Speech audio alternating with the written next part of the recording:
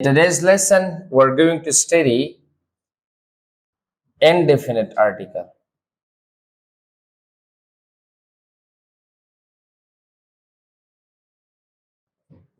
We studied the definite article the in different cases, and in indefinite articles we have two words, a and an, and it is also pronounced a in American English, and an also for an. You can pronounce these words in two different ways. So when it comes to a and an, we said that these words are used before a noun that is not specific, that is not known to the listener and speaker both. For example, give me a marker. The marker is not specific, so you can give me any marker. So we use indefinite articles, a and an, before a noun that is not known to the listener and speaker both. We studied this yesterday. So now we're going to study the difference between a and an. The word a is used before a noun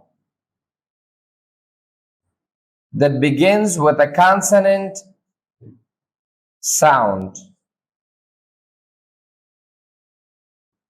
And the article an is used before a noun that begins with a vowel sound. Here, we don't have to talk about the letters, the vowel letters and consonant letters. We have to look at the sound, whether the sound is vowel or consonant. کله چې مونږ او ان استعمالو دلته به زمونږ هدف لټر نه دلته به زمونږ هدف ساوند وي. که چیرته یو لغت په واول ساوند سره سٹارټ وي مخکې د ان استعمالو، که کانسوننټ ساوند سره سٹارټ وي مخکې د آی استعمالو. اوس خبره دا ده چې موږ څنګه واول ساوند وپېژنو. داسې حال کې چې ما وویل تیر ساعت کې چې په انګلیسي کې موږ 22 واول ساوندز لرو. حروف 15 دي، ای ای آی او یو. دا 15 او په شمولیت د 2 سیمې واولز دا 22 واول ساوندز کریټ کوي. نو چې په اسانۍ سره موږ څنګه پوه شو چې آیا یو ساوند دا واول دی یا دا کانسوننټ دی. کله چې ساوند دلته په حلق کې جوړیږي دا ټول واول ساوندز دي. ا او ا ای ای ا دا ټول ساوندز چې دلته جوړیږي په حلق کې دې ته واول ساوند ویل کېږي. که د دې نه غیر د خولې په هره برخه کې یو ساوند جوړیږي that is called a consonant sound. حتی ه چې موږ وایو دلته لاندې تلفظ کېږي، سینه کې د اواز جوړیږي، دا هم یو کانسوننټ ساوند دی. واول ساوند به صرف هغه چې دلته په دې حلق کې جوړیږي. نو چې کله یو داسې ساوند سره یو نوم شروع شوی وي مخکې ته موږ ان استعمالوو. د دې لپاره چې نور هم آسان شي، چې کله یو لغت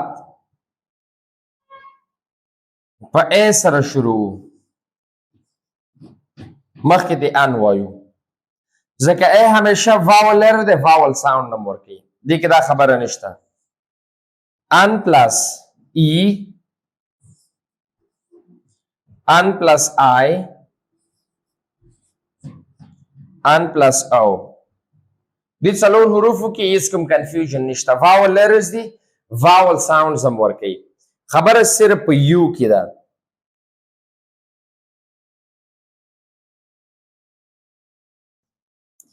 ان پلس یو and a plus u. د یو هر پاړه به موږ فکر کوو. که چېرته یو نوم په یو سره سٹارټ کوي، تاسو باید په دې باندې پوه شئ چې دا یو هم واول ساوند ورکوي او دا هم کانسوننټ ساوند ورکوي. یو دوه ډوله تلفظ کیږي. دا یا موږ داسې تلفظ کوو په یو کلمه کې چې سر کې راشي ا، او یا دا موږ تلفظ کوو یو، دا رقم وایو. نو چې کله یو تلفظ شو دا بیا کانسوننټ ساوند دی. داسې یو کلمه چې یو سره شروع وي او تلفظ یې هم د خپل نوم په رقم باندې وشو یو، دې نه مخکې به موږ بیا آی استعمالوو. او که چېرته یو سره یو لغت شروع او تلفظ دا رقم و ا، مخکې به بیا موږ څه استعمالوو؟ ان به استعمالوو. په دې نورو څلورو حروفو کې ستونزه نشته. فور ایگزامپل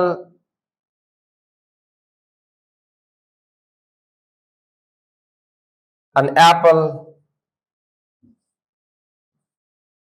an egg,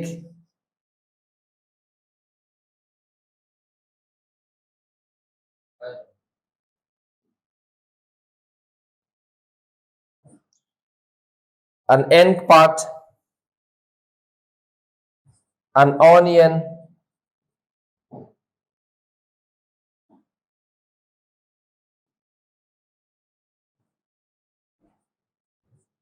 an umbrella, and a university. The word umbrella begins with U, and the word university also begins with U. Umbrella, a university. But before the word umbrella, we use an, and before the word university, we use a. Because here, in the word university, this U is pronounced the same like its name, university, which is a consonant sound. So you have to use a. And here it is pronounced as a, which is a vowel sound. So before this word, we're going to use an. तो دا خبر बस सिर्फ په یو کې وي. په consonants کې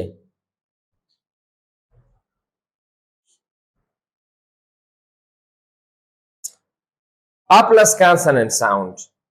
دلته به تاسو صرف h حرف ته ګورئ. نور کانسننت حروفو کې خبره نشته.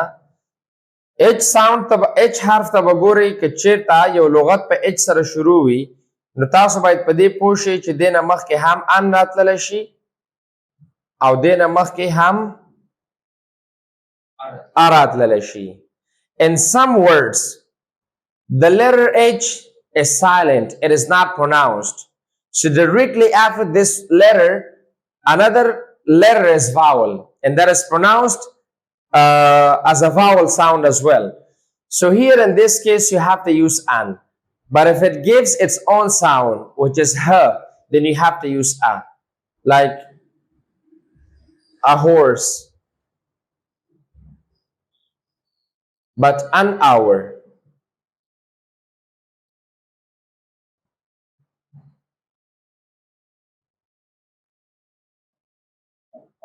An honest person.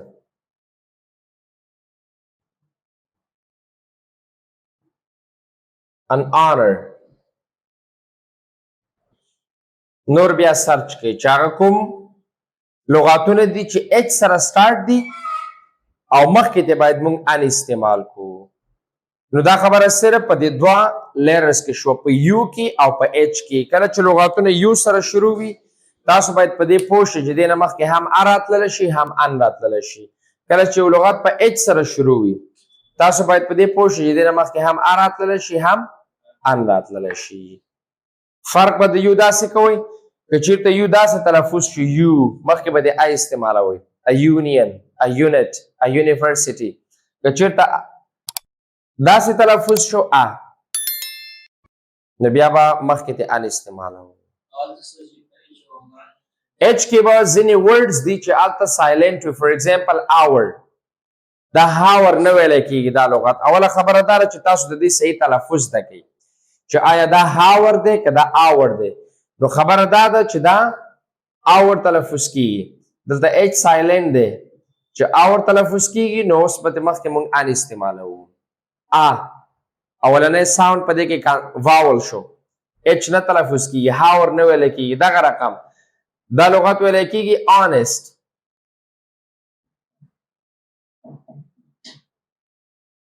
نو چې honest شو واول ساوند شو مخکې به دې ان استعمال کو. unhonest h پکې نه تلفظ کېږي. done.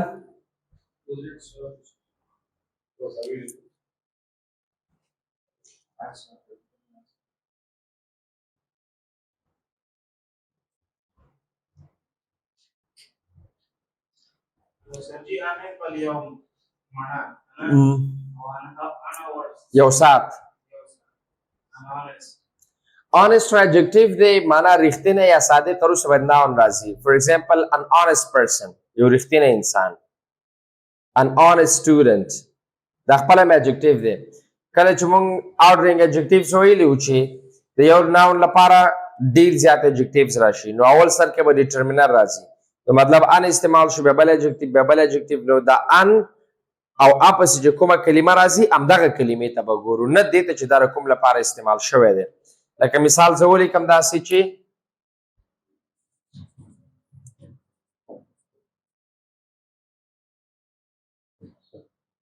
an intelligent student. It is crystal clear that this word, which is an article, is used for this noun, not for the word intelligent.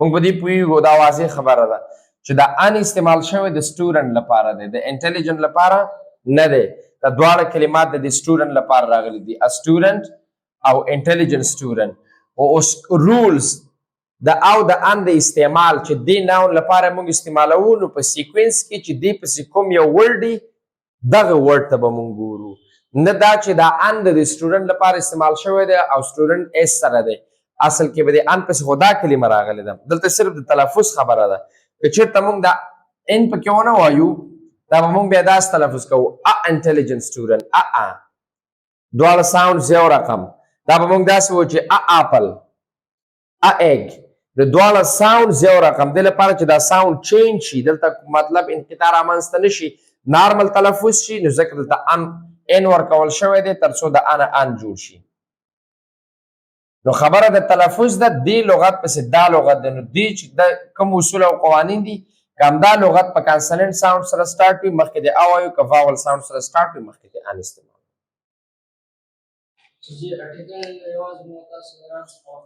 ناون سره یوز کیږي یس